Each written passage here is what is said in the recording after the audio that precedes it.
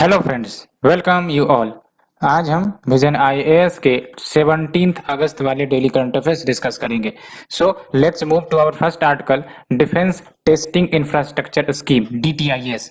इस स्कीम के बारे में हम जानेंगे क्योंकि इंफ्रास्ट्रक्चर एक इंपॉर्टेंट टॉपिक है आपके मेंस सिलेबस का।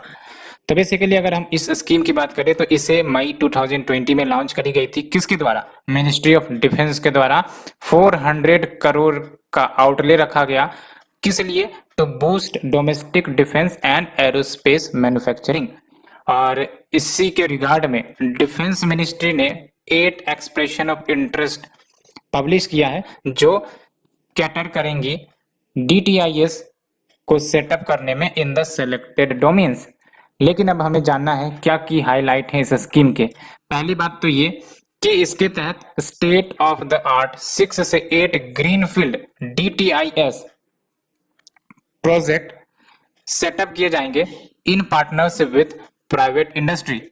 और इसके तहत जो मेजोरिटी ऑफ टेस्ट फैसिलिटीज होंगी are expected to come up in the 2 defence industrial corridor, जो कि एक आपका तमिलनाडु है और दूसरा उत्तर प्रदेश वाला जो कॉरिडोर है ना। तो मेजोरिटी ऑफ टेस्ट फैसिलिटीज कहां पर आएंगी? 2 डिफेंस इंडस्ट्रियल कॉरिडोर जो है तमिलनाडु में एक और दूसरा उत्तर प्रदेश में।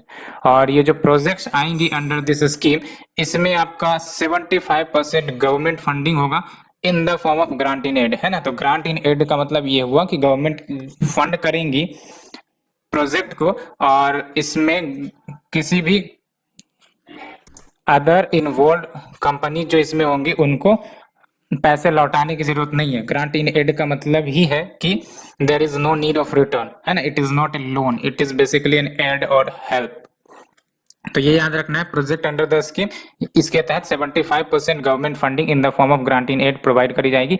और जो देख सकते हो रिमेनिंग 25% है, इसको बोर्न किया जाएगा स्पेशल पर्पज व्हीकल के द्वारा, जो आपका इंडियन प्राइवेट एंटिटीज हो सकते हैं एंड स्टेट गवर्नमेंट हो सकते हैं ना। तो 75:25 का आपका शेयर होगा किसी भी प्रोजेक्ट में, जहां पर आपका 75% सेंट्रल गवर्नमेंट की तरफ से, 25% स्पेशल पर्पज व्हीकल जिसमें आपका इंडियन प्राइवेट एंटिटीज हो सकते हैं, स्टेट गवर्नमेंट हो सकते हैं, as well as special focus on participation of MSME and startups. तो देख सकते हो स्टार्टअप्स एंड MSMEs के पार्टिसिपेशन के लिए भी कुछ बातें कही गई हैं कि ये सब भी पार्टिसिपेट कर सकते हैं।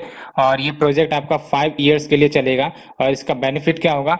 तो इंडिजीनियस डिफेंस प्रोडक्शन, यानी कि आपको इंडिया में ही डिफेंस प्रोडक्शन देखने को मिलेगी। तो make in India defence product आपका बढ़ेगा। एंड टेस्टिंग इंफ्रास्ट्रक्चर के तहत क्या होती है? तो जब हम बात करें टेस्टिंग इंफ्रास्ट्रक्चर, तो जाहिर सी बात है कंटिन्यूअस अपग्रेडेशन की जरूरत होती है and is not economically viable for individual defence industrial units to set up in house testing facility. यानी कि ये जो टेस्टिंग फैसिलिटी, यानी कि जो भी प्रोडक्ट बनाए जाएंगे इनको टेस्ट किया जाएगा ना। तो टेस्ट किया जाएगा अब हर एक प्रोजेक्ट और हर एक लोकेशन पर हर एक कंपनी अपना अपना अगर सेपरेट टेस्टिंग फैसिलिटीज इस्टेब्लिश करने लगे तो फिर ये महंगा पड़ेगा, कॉस्ट ज्यादा होगा, है ना। और ये वायबल भी नहीं है। इसीलिए टेस्टिंग फैसिलिटीज जो इंडस्ट्रियल कॉरिडोर्स वहां होंगी वहीं पर सेटअप कर दिए जाएंगे, सो दैट कॉस्ट कम लगे और टेस्टिंग भी एफिशिएंट हो और प्रोडक्ट आपका सक्सेस भी रहे। इसलिए आपका टेस्टिंग फैसिलिटीज इंडस्ट्रियल कॉरिडोर्स के आसपास ही प्रोवाइड करवाई जा रही है। और कहाँ पे ये टेस्टिंग फैसिलिटीज ओपन करी जाएंगी? देख सकते हो आपका 2 डिफेंस इंडस्ट्रियल कॉरिडोर, एक तो आपका Tamil Nadu and Uttar Pradesh. Defence industrial corridor मतलब समझते हो, एक सर्टेन रीजन होगा, एक बेल्ट मान लो, और वहां पर आपका डिफेंस प्रोडक्ट्स प्रोड्यूस किए जाएंगे, है ना। वहीं पर आपका ये टेस्टिंग फैसिलिटीज स्टैब्लिश करी जाएंगी, ठीक है। और let's move to the second article, draft electricity promoting renewable energy through green energy open access rules 2021 released। तो बेसिकली ये जो ड्राफ्ट रूल्स है कहां से आया है? ये मिनिस्ट्री ऑफ पावर ने ड्राफ्ट रूल प्रपोज किए हैं for purchase and consumption of green energy, है ना। तो इसमें ग्रीन एनर्जी के परचेज और कंजम्पशन के बारे में कुछ बातें कही गई हैं, including the energy from waste to energy plant.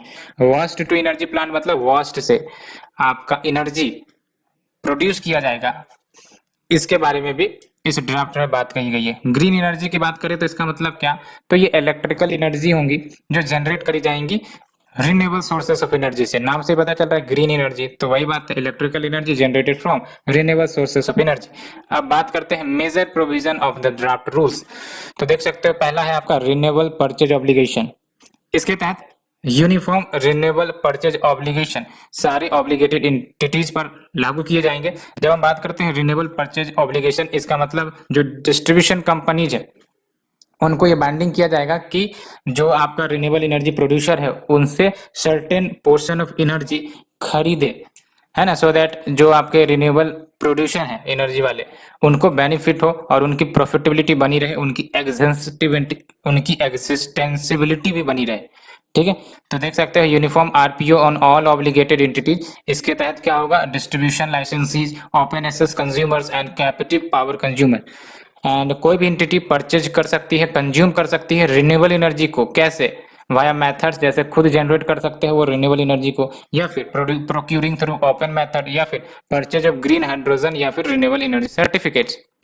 ठीक है, दूसरा आपका सब हेड है ग्रीन एनर्जी ओपन एक्सेस। तो बेसिकली अप्रोप्रिएट कमीशन ये लाई जाएंगी in place of regulation so that green energy open access provide करी जा सके विलिंग कंज्यूमर्स को, जो भी लेना चाहते हैं ग्रीन एनर्जी का बेनिफिट। एंड सिर्फ वही कंज्यूमर जिन्होंने कॉन्ट्रैक्ट किया है या फिर सैंक्शन किया है load of 100 kilowatt and above, वो ही एलिजिबल होंगे, है ना। तो only consumers who have contracted demand या सैंक्शन लोड कितना का 100 किलोवाट का, वो एलिजिबल होंगे 100 किलोवाट या उससे ऊपर का। रीजनेबल कंडीशंस ये भी इंपोज करी जा सकती है to avoid the high variation in demand, है ना।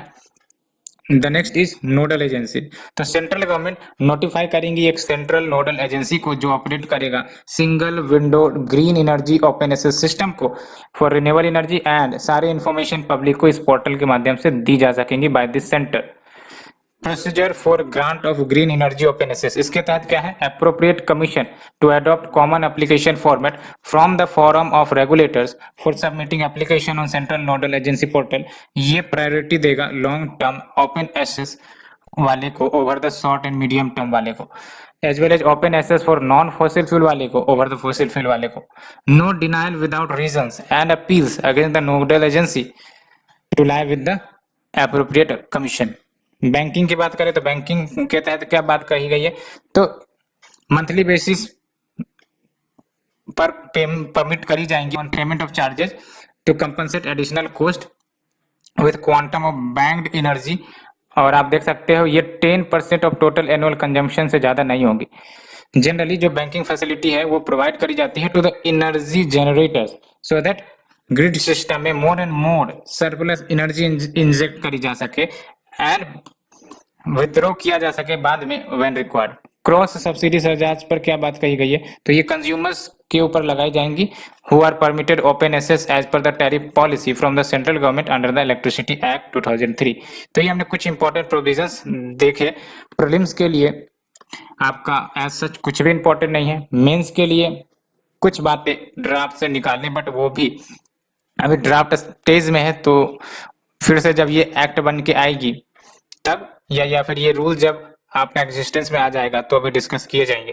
ठीक है, so let's move to the next one. Indian sugar mill association urges to increase the minimum sale price for of sugar. तो आप देख सकते हो शुगर से रिलेटेड यानी कि शुगर सेक्टर का जो प्रॉब्लम है वो आप भी जानते होंगे, आपने बार बार पढ़ा होगा, शुगर सेक्टर प्रॉब्लम फेस करती है। तो क्या प्रॉब्लम है और क्या इश्यू आ रही है उसको डिस्कस करते हैं। तो बेसिकली ये जो आपका इंडियन शुगर मिल एसोसिएशन है, इन्होंने डिमांड किया है कि मिनिमम सेल प्राइस को इंक्रीज किया जाए शुगर का फ्रॉम करंट 31 पर केजी, अभी कितना है 31 पर केजी, और उसको बढ़ाकर 34 से 35 पर केजी किया जाए सो दैट जो शुगर केन पेंडिंग ड्यूज है उसको क्लियर किया जा सके, है ना। क्योंकि जब तक इनका कहना है कि अगर प्राइस रेज नहीं किए जाएंगे तो हमारी प्रॉफिटेबिलिटी हार्म होती है, और ऐसे में मैंने जिनसे भी लोन ले रखा है या ड्यूज एक्यूमुलेटेड है मेरे पास, उसको पे करने में दिक्कत हो रही है, इसीलिए ये रेज करने की बात कही जा रही है। और आप देख सकते हो 2019 से there has not been any increase in MSP of sugar. And इससे पहले NITI Aayog task force as well as group of minister which was led by home minister, इन्होंने रिकमेंड भी किया था कि एमएसपी ऑफ शुगर को बढ़ा दी जाए। अब आप देख सकते हो जो गिरावट हो रही है ex mill prices of sugar में, ex mill prices of sugar यानी कि जब शुगर मैन्युफैक्चर हो जाता है मिल से, उसके बाद जो प्राइस निकलती है उसमें लगातार डिक्लाइन हो रहा है। और इसको कंट्रोल करने के लिए सेंट्रल गवर्नमेंट ने जून 2018 में कंसेप्ट ऑफ एमएसपी लेकर आया था शुगर के लिए। और जब हम बात करते हैं एमएसपी, तो ये मिनिमम रेट होगा एट विच शुगर मिल्स को सेल करने पड़ेंगे अपने शुगर, है ना, तो इससे नीचे वो नहीं सेल कर सकते, ठीक है। This is the concept of MSP for sugar, है ना, तो MSP is the minimum rate at which sugar mills are required to sell their sugar. But FRP क्या है, तो एफआरपी वो प्राइस है जो मिल ऑनर्स को, फार्मर्स को पे करने पड़ते हैं जब ये mill owner sugar cane acquire करते हैं फ्रॉम द फार्मर्स। और एफआरपी रिकमेंड करी जाती है commission for agriculture cost and prices के द्वारा after consulting the state government and associations of the sugar industry. State advised prices ये अनाउंस करी जाती है बाय की sugar cane producing states which are generally higher than FRP, है ना, तो स्टेट भी अपने अपने एसएपी अनाउंस करती है और ये जनरली हायर रहते हैं एफआरपी से, जनरली हायर रहते हैं, लेकिन कोई जरूरी नहीं कि ऑलवेज यही होंगे, ठीक है। So we have discussed the basics about Indian sugar industry issues, और एमएसपी का इश्यू आ रहा है बेसिकली, है ना। So let's move to the next article. Supreme Court asks government to show material justifying reasons for introducing tribunal reforms bill.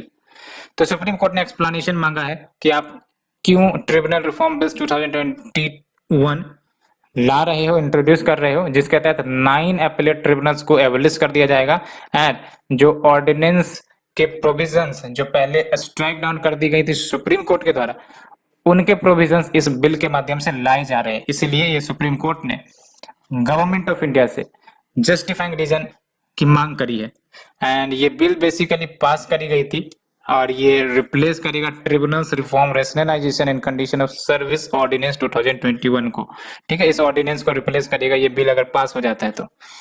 अब बात करते हैं क्या कंटेशियस प्रोविजन, विरोधाभासी प्रोविजन बिल का ये ऑर्डिनेंस का है, आप देख सकते हो, और आर्गुमेंट्स क्या दिए गए थे अपेक्स कोर्ट के द्वारा in the Madras bar association versus union of India case में, है ना, क्योंकि ये काफी ज्यादा सुप्रीम कोर्ट को खटकी थी कि कहीं ये कुछ वायलेशन ऑफ कॉन्स्टिट्यूशन का तो इश्यू नहीं है, तो ये कुछ कंटेशियस इश्यू की जब हम बात करेंगे, पहली बात तो ये देख सकते हैं 4 ईयर टर्म ऑफ ऑफिस, जिसमें अपर एज लिमिट क्या होगा 70 इयर्स का for the chairperson and 67 years for the members, है ना, तो 4 ईयर टर्म ऑफ ऑफिस की बात कही गई थी। और इसमें सुप्रीम कोर्ट ने क्या बोला था, इस केस में आर्गुमेंट क्या दिया था कि मिनिमम एज फिक्स करना for a requirement and short tenure of members of tribunal, ये एक प्रकार से डेटरेंट की तरह काम करेगा फॉर द कॉम्पिटेंट पर्सन, यानी कि अगर लेट से कि अभी ये 4 साल है, कल 3 साल का हो जाए, परसों 2 साल का हो जाए टर्म, तो इससे क्या होगा, एक प्रकार से जो अनबाइस्ड डिलीवरी ऑफ जस्टिस करनी है वो नहीं हो पाएगी, बिकॉज है ना मिनिमम एज हो, शॉर्ट टेन्योर हो, उसके कारण एक प्रकार से कॉम्पिटेंट पर्सन में डर क्रिएट कर देगा। एंड अन्य क्या इश्यू थी, also specifies a minimum age requirement, है ना, तो मिनिमम एज रिक्वायरमेंट तो बोल दिया गया था 50 years for appointment of A chairperson और मेंबर, है ना, कि चेयरपर्सन या फिर मेंबर कोई भी अपॉइंट होना है तो मिनिमम एज 50 इयर्स चाहिए, ये आपका 2 इश्यूज बोली गई थी इस ऑर्डिनेंस में। Next one was search cum selection committee, ये रिकमेंड करेंगे to the post of chairperson and members and central government decision लेंगे ऑन द कमिटीज रिकमेंडेशन, आप देख सकते हो यहाँ पर खुद साफ साफ क्लियर हो रहा है, रिकमेंड करेगा ये बॉडी और अल्टीमेटली सेंट्रल गवर्नमेंट डिसीजन लेगा ऑन द कमिटीज रिकमेंडेशन। इसका मतलब क्या है, इनडायरेक्टली एग्जीक्यूटिव का इन्फ्लुएंस जुडिशियरी में देखने को मिल सकता है, क्योंकि अपॉइंटमेंट कौन करेगा, अल्टीमेटली सेंट्रल गवर्नमेंट, है ना, तो executive influence should be avoided in matters of appointment to the tribunals, ये सुप्रीम कोर्ट ने कहा था, है ना, कि ट्रिब्यूनल तो एक प्रकार से जुडिशियरी है ना, तो जुडिशियरी में एग्जीक्यूटिव अगर अपॉइंट कर रहा है किसी को तो कहीं ना कहीं ये सेपरेशन ऑफ पावर के अगेंस्ट है, ठीक है। तो बात करें ट्रिब्यूनल्स की, तो ट्रिब्यूनल्स आपका क्वासी जुडिशियल बॉडीज है जो article 323A and article 323B of the constitution में मेंशन्ड है। और फाइनेंस एक्ट 2017 इसने एम्पावर किया था सेंट्रल गवर्नमेंट को कि वो नोटिफाई कर सकते हैं rules on the qualification of members, terms identify कर सकते हैं, conditions of their service and composition of search cum selection committee, जो बेसिकली नाम रिकमेंड करी कि कितने के लिए, 19 ट्रिब्यूनल्स के लिए, जैसे कस्टम्स के लिए अलग ट्रिब्यूनल है, एक्साइज के लिए अलग, है ना, तो इन सब के लिए टर्म्स एंड कंडीशंस क्या होंगी, क्वालिफिकेशंस क्या होंगी, कंपोजिशन ऑफ सर्च कमिटी क्या होंगी, ये सब बेसिकली सेंट्रल गवर्नमेंट डिसाइड कर सकती है, ये अलाउ किया गया था फाइनेंस एक्ट 2017 के तहत। तो सुप्रीम कोर्ट ने हाईलाइट किए हाई वैकेंसीज इश्यूज को भी कि ट्रिब्यूनल में काफी ज्यादा हाई वैकेंसी चल रही है, जिसके कारण आपका डिले हो रहा है ट्रिब्यूनल को जस्टिस देने में। एंड देयर इज लिटिल और no appointment from the government despite recommendation from the selection committee. तो ये हमने डिस्कस किया इस बिल के बारे में, और क्या कंटेशियस इश्यू रही है इसके बारे में भी डिस्कस किया। Let's move to the next one, all party government to set up in Nagaland for solution of Naga issue. ठीक है, तो ऑल पार्टी गवर्नमेंट ये सेटअप करी जाएंगी नागालैंड में, सो दैट नागा इशू की जो दिक्कतें हैं उसको सॉल्व की जाए। क्या है ये नागा इशूज हम देखेंगे। सबसे पहली बात तो ये कि जो रूलिंग पार्टी होंगी as well as opposition party जो नागालैंड के हैं, इन सबों ने मिलकर एग्रीमेंट साइन किया है so that all party government बनाई जाए, और इस पार्टी का नाम होगा नागालैंड यूनाइटेड गवर्नमेंट। और एम क्या होगा कि नागा पीस प्रोसेस को फास्ट फॉरवर्ड किया जाए, फास्ट ट्रैक किया जाए।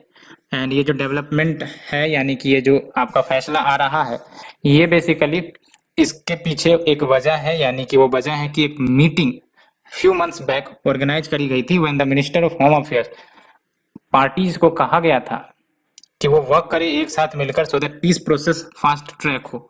नागा इश्यू की बात करें तो बेसिकली नागा मूवमेंट से ये इश्यू निकलती है, और ये इंडिया का लॉन्गेस्ट रनिंग इंसर्जेंसी कह सकते हो नागालैंड में।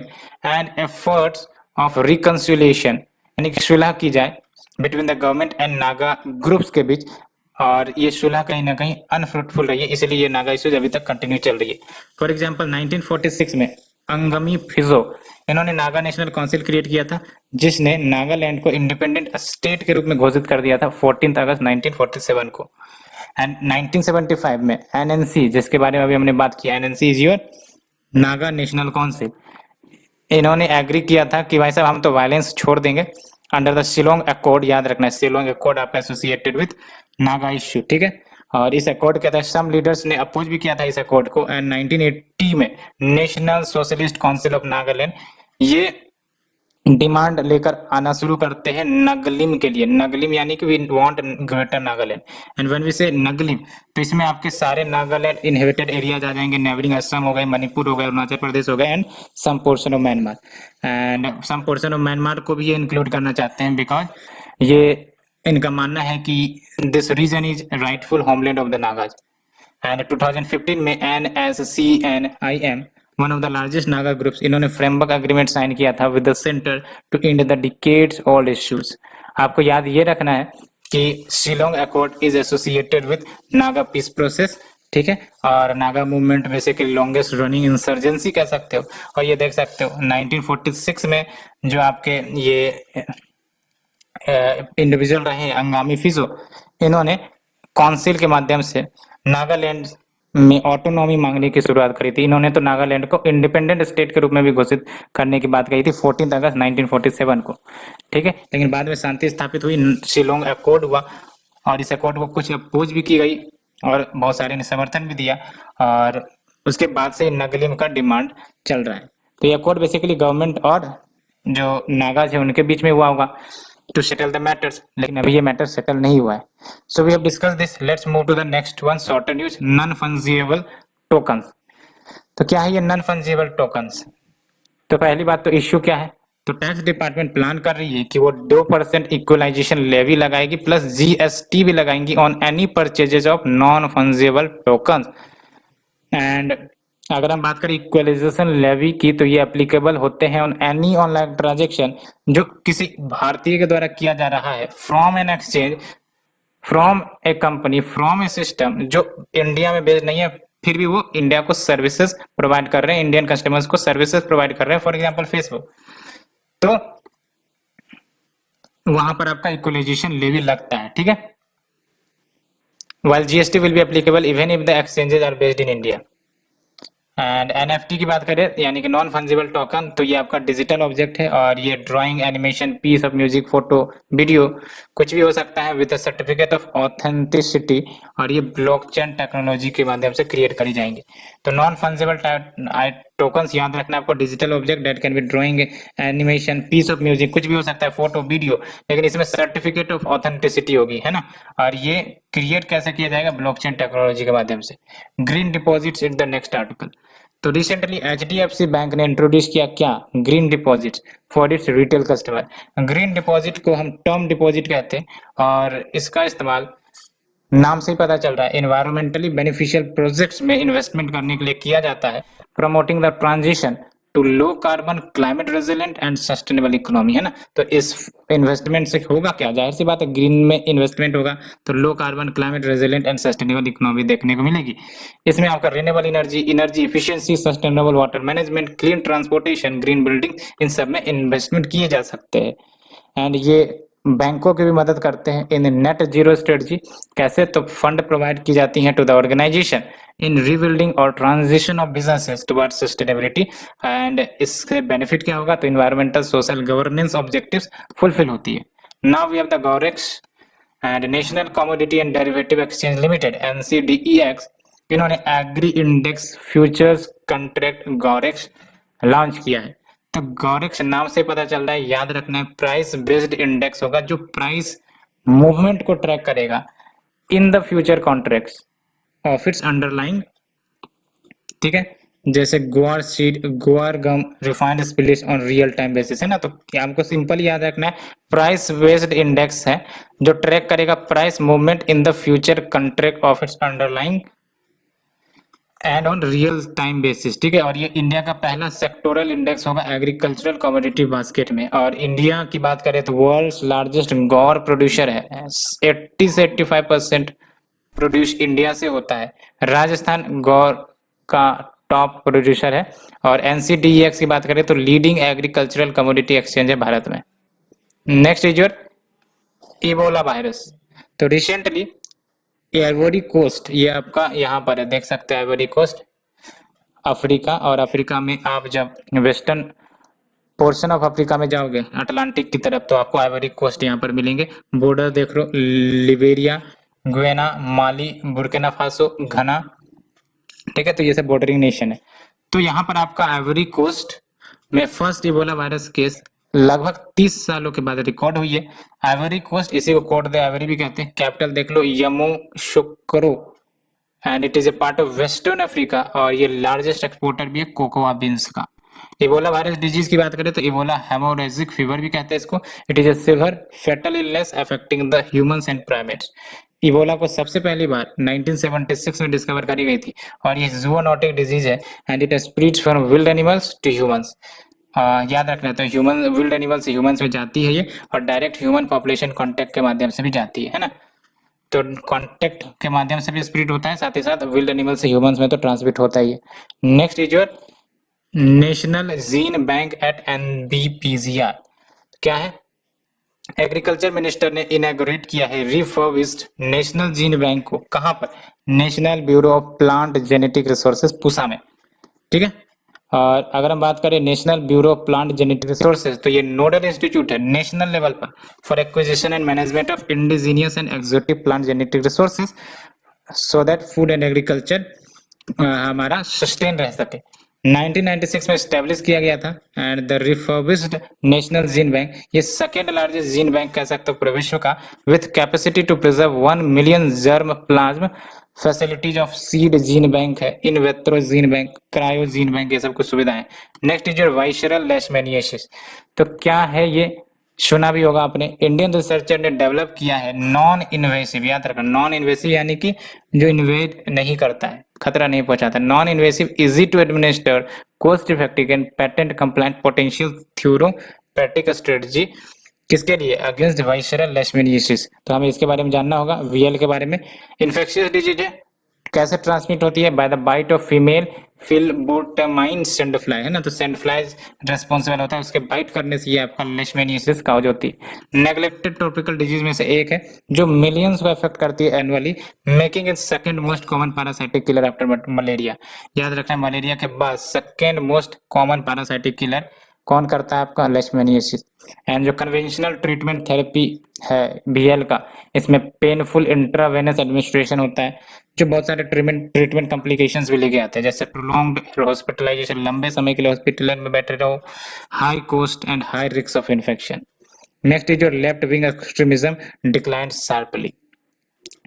तो देख लो, according to a map of the Maoist insurgency जो मिनिस्ट्री ऑफ होम अफेयर्स ने रिड्रॉ किया है, number of district affected by left wing extremism ये डिक्लाइन करी है शार्पली 70 पर आके अटक गई हैं 10 स्टेट्स में, ठीक है। तो काफी ज्यादा शार्प डिक्लाइन हुआ है।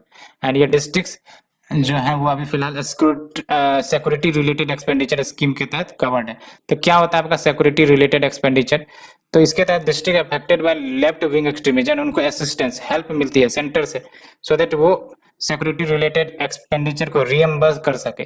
जैसे ट्रांसपोर्टेशन लगाना है, कम्युनिकेशन स्टैब्लिश करना है, व्हीकल्स हायर करने, तो ये सब कॉस्ट एडिशनल कॉस्ट है, तो इसको बेयर करने के लिए आपका सेंटर से असिस्टेंस मिलता है।